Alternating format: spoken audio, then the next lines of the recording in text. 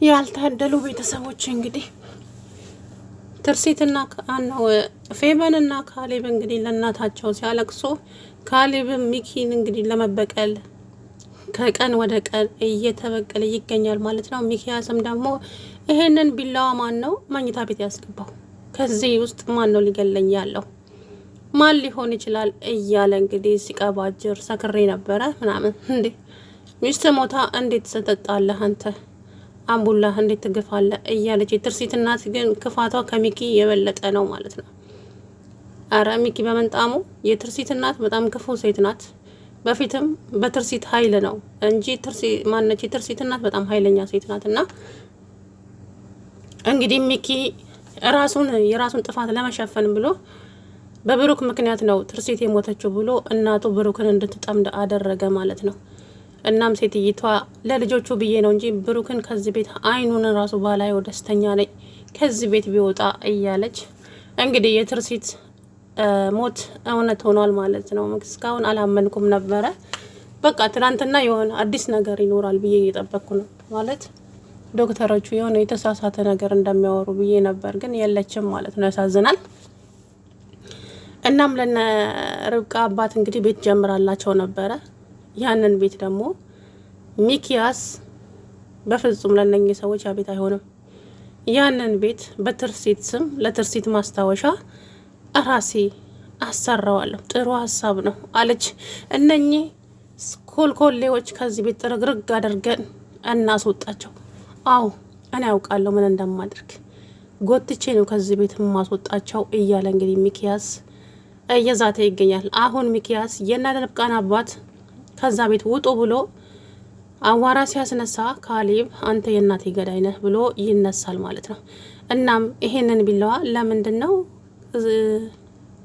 እዛ የገባኸው? ቆይ ምን ለማድረግ እያሰብክ ነው? ካሌብ ምን እየሆንክ ነው ሲለው ብሩክ አባዬ ምንም አያረኩ አይደለም፣ በቃ ተሆነ አንተ አትወደንም። በማዬ ቦታ ርብቃ ብትሆን የሞተችው እንዴት ይሄኔ ትበቀል ነበረ፣ ግን እናቴን አትወዳትም፣ ርብቃን በጣም ተወዳታለ እያለ እንግዲህ ልጁ አባቱ ላይ ቂም ይዞበታል ማለት ነው። ከዛ በኋላ ሚኪ ብሩክ አረ ተረጋጋ አንተ ልጅ፣ ከዚህ በኋላ ሚኪ ጋር ላለመድረስ ቃል ገባልኝ አባዬ፣ ቃል እገባልሃለሁ ሚኪን እበቀለዋለሁ ብሎ አንተ አዎ አሁን አይደለም ሳድግ አልተወውም ሚኪን እገለዋለሁ እያለ እንግዲህ ልጁ ከዛ በኋላ ብሩክ ስቅስቅ ብሎ አለቀሰ። ትርሲት ባንቺ ቦታ እኔ በሞትኩ ምን አለበት ነበረ፣ የልጆችሽን አመል የምታውቂው አንቺ ነሽ፣ እኔ ላቅበት አልቻልኩም እያለ የእውነት አሳዘነኝ ማለት ነው። ለፖሊሱም ሄዶ እንግዲህ ነገረው ማለት ነው። ልጁ ሚኪን ሊበቀለው እንዴ ይሄ ልጅ እኮ ወንጀል ከሰራ ሕፃን ልጅ ነው ብሎ ህግ አያልፈውም፣ ይታሰራል። ከእንደዚህ አይነት ነገር እንዲቆጠብ ንገረው ብሩክ ሲለው እንዴት አድርጌ እምቢ አለኝ እና ምን ኢንስፔክተር አንተ እንድታግዘኝ እፈልጋለሁ አለ። እሺ ችግር የለውም አለ። ከዛ በኋላ እንግዲህ ከተደረደረለት ፎቶ ውስጥ አንዱንም አላገኘም ማለት ነው ብሩክ የትርሲትን ገዳይ። ከዛ በኋላ አላገኘህም ሲለው ኧረ አላገኘውም እያለ ወረቀቶቹን እየፈለገ እያለ ርብቃ ደወለች። እሷ ደግሞ ትዝናናለች። ውጭ ርብቃ የምትባል ስትላላጥ ስታስጠላ፣ የእውነት እሷ ብሩክን ተወደዋለች። አሁን የትርሲት መሞት ለእሷ በጣም ደስታ ነው። በነገራችን ላይ የእውነት ደስ ብሏታል ማለት ነው። ምክንያቱም ብሩክን የራሷ ታረጋለች እና በጣም የምትደብር ልጅ ናት። ከዛ በኋላ እንግዲህ ፌበን ትምህርት ቤት እንደሄደች አልተመለሰችም። ፌበን እንግዲህ ጠዋቱኑ ካሌብ ለምንድን ነው የምታለቅሰው? እናቴ ናፍቃህ ነው አይደለ? እኔም ናፍቃኛለች፣ ግን ምን እናድርግ? የምትመለስ ቢሆን እንመልሳት ነበር፣ ግን አይሆንም። አላለቀስኩም እና እያለቀስክ እያየሁ አላለቀስኩም ስላለ ምንድን ነው የሆንከው?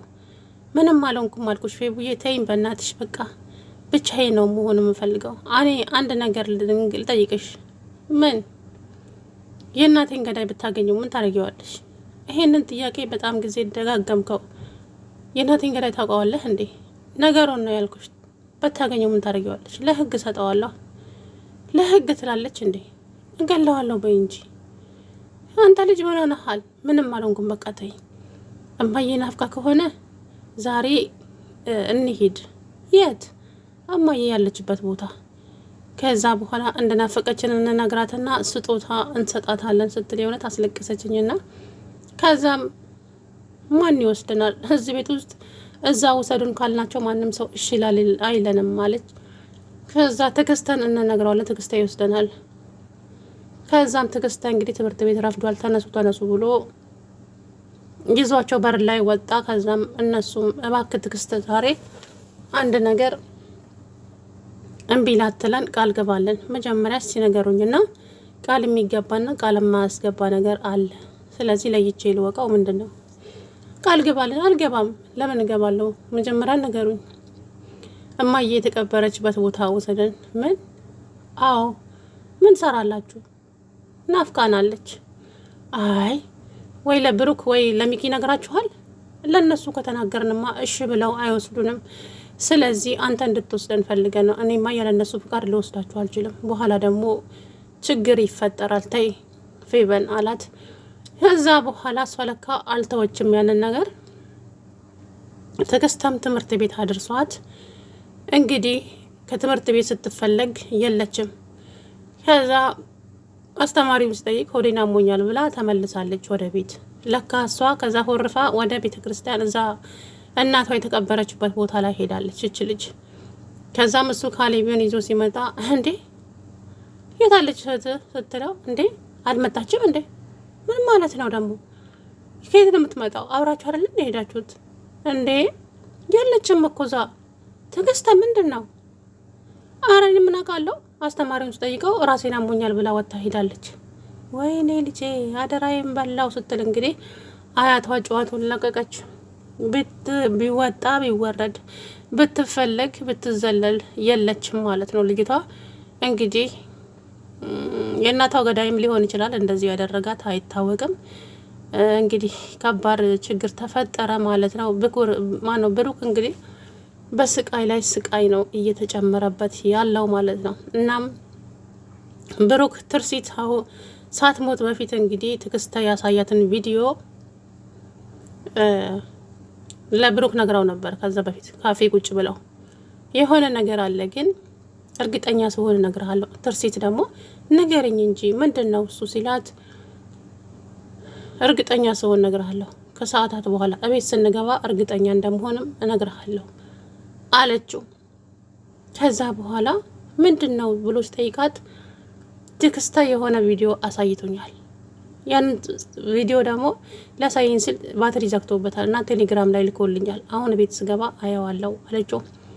ያንን ነገር ትናንትና አስታወሰ ብሩክ እሷ ያለችውን ነገር። ከዛ ትዕግስት ስልክህን አምጣ እስኪ ብሎ የትዕግስትን ስልክ ባተሩን ክፈትና ስጠኝ ብሎ እሱ እያየ ያለ ለሚኪ ስልክ ተደወለለት።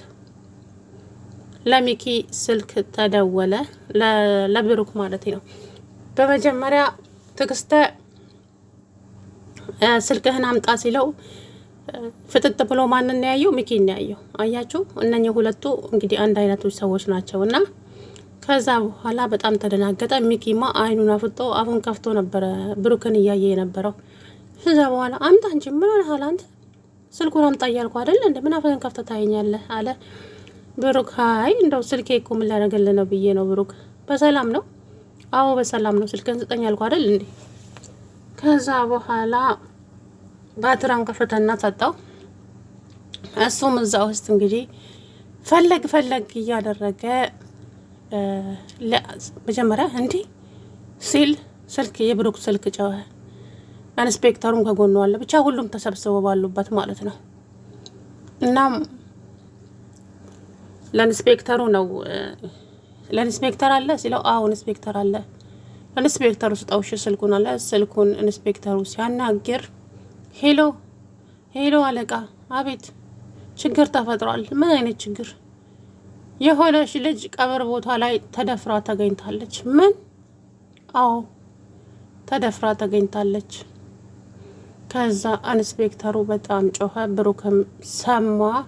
እንግዲህ ሁላቸውም በቁማቸው ፈዘው ቀሩ ማለት ነው። ይሄንን ማን ሊያደርግ ይችላል? አሁን ያው ገዳዩ ሊሆን ይችላል። የተረገመ አላቅም። ትዕግስትን ራሱንም ጠርጥሬዋለሁ።